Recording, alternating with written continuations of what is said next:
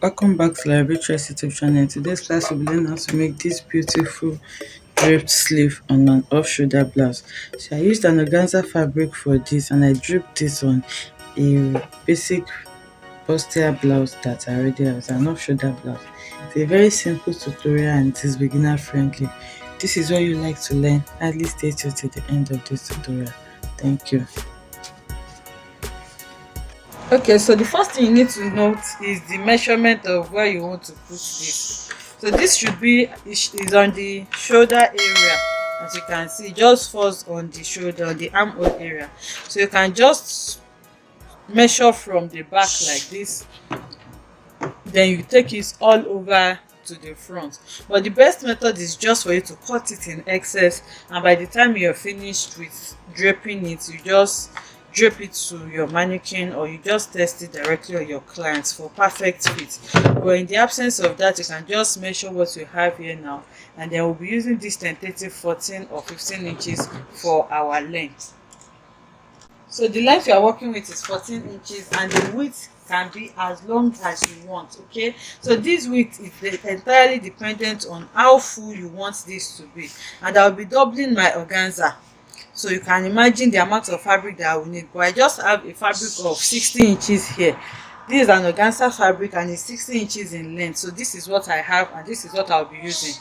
So now this is a fabric of 16 inches by the 15 inches length that I want to work with. And this 60 inches, I'm going to, you can see 60 inches is long like this. So I'll put it together now, unfold, and then I'm going to sew it, because like I said, I want to double it. So now at this end point, I will sew it, and then I'll turn it to the other side before I start draping it.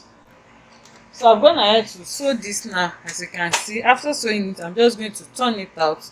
So this means I have a width of 30 inches after doubling this fabric. Okay, it's not compulsory, you can use it, but doubling it to make it a bit bulky, to have it that fine effect. So now that I have this, the next thing now is to take it to my ironing table and give it a good press. So this part you can keep it on the side where you have your seam, or you can just push it to the middle like this before you iron it. So you iron it. I'm going to do this off camera because this is not supposed to be long, it's just a simple DIY.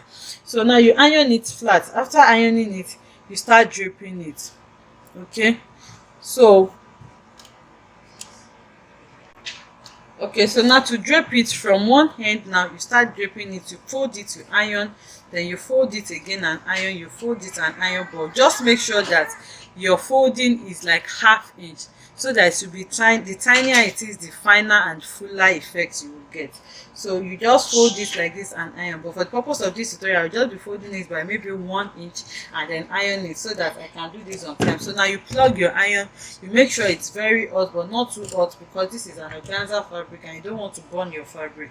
So when your iron is hot, you fold your fabric like this, and then you iron on it. Once it's flat, you fold it again, and then you iron. You just keep folding it like that. So you fold everything, and then it is flatly ironed. So now I'll take this to the ironing table, I'll iron it, and then bring it back for us to see what we have. Okay, so now this is ironed, and like I said, I just ironed this by around 1 inch. But if you can do it tinier than this, maybe half an inch or even quarter of an inch, it will take time, but it will give it a fuller effect and also finer. So now this is what we have. The next thing now is to take our bustier. I already have my off-shoulder bustier blouse I want to be attaching this to already. So if you don't know how to draft or sew an off-shoulder bustier blouse, you may want to check that out on the channel. So I have this now, and then this will be added to the armhole. So it depends on how you want to finish it. You can actually line this before you iron it, then you make sure you serge this edge so that it will be neatly finished. Then by the time you sew it in here, but the best thing is for you to fix this sleeve first before you turn everything with your lining, so that you have something really clean and neat. So now I have this now, then I'm going to just take these drapes together. So you arrange it well. So after arranging it, so now to attach it, you just take one end together like this now, and then take the drape, just gather them together so that you have something this small. This is around 2.5 to 3 inches in length. Okay, so we have 2.5 inches here, but like I said, if this is fuller, I'm just using like half yard of fabric for this, which is quite small. So if you want it to be really beautiful, you should maybe a yard or even 2 yards for one sleeve, so that you have a lot of pleats and it will make it fuller and more beautiful. So after taking this together, now you go to the armhole area of your blouse now, and then you sew it to it like this. So after sewing it, you tuck it in with your lining. If you are adding a lining to this, but if you are not, if you already lined this, you just put it inside like this, and then you hold it with a stitch. But you must have neatly finish these edges. Remember, it's an organza and it fails a lot. So when you fix it on one end like this, you fix the other one. So like I said, if you are actually draping this on your mannequin, you just fix one end. So after fixing one end, you take it to your mannequin, which is what I think I'll be doing there now, so that you have a perfect fit. You take it over your mannequin's shoulder so that you can fix the one at the back, and that's going to give you something really perfect. So now I take this to the sewing machine now, and then I'm going to fix this first one by just sewing it to it. So after sewing it now, I'll take it to the mannequin so that I'll show us the next thing to do.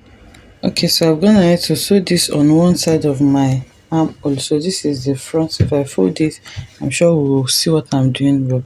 So the other hand here now, we're just going to be sewing it to the back also.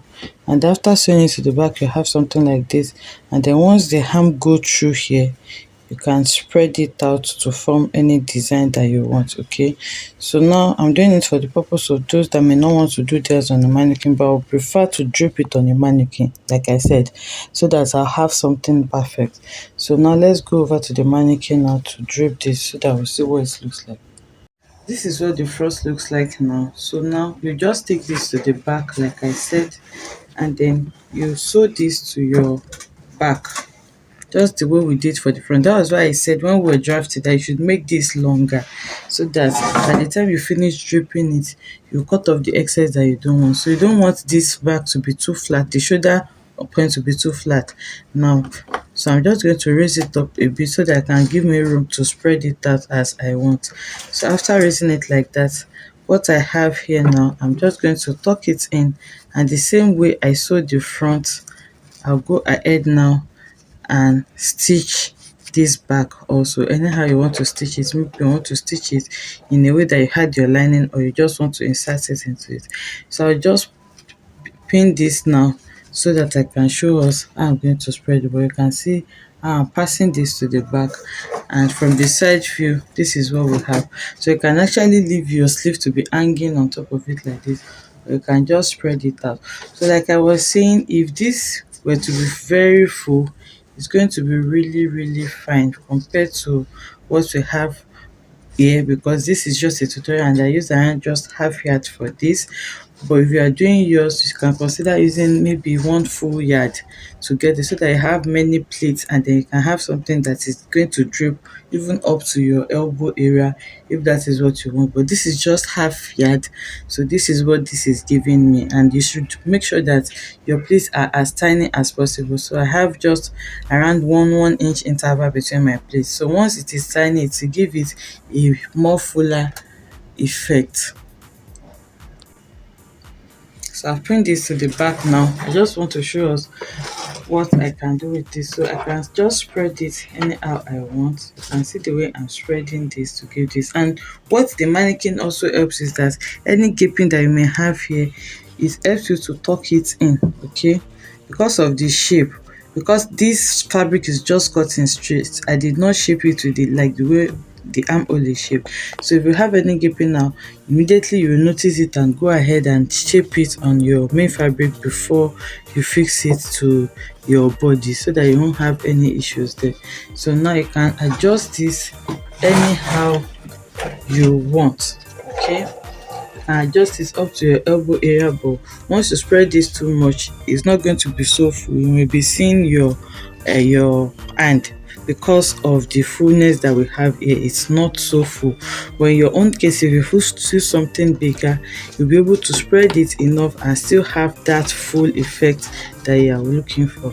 I hope you enjoyed this tutorial. If you enjoyed it, let us know in the comment section. Like, comment and subscribe to our channel, and I'll see you in the next one. Bye.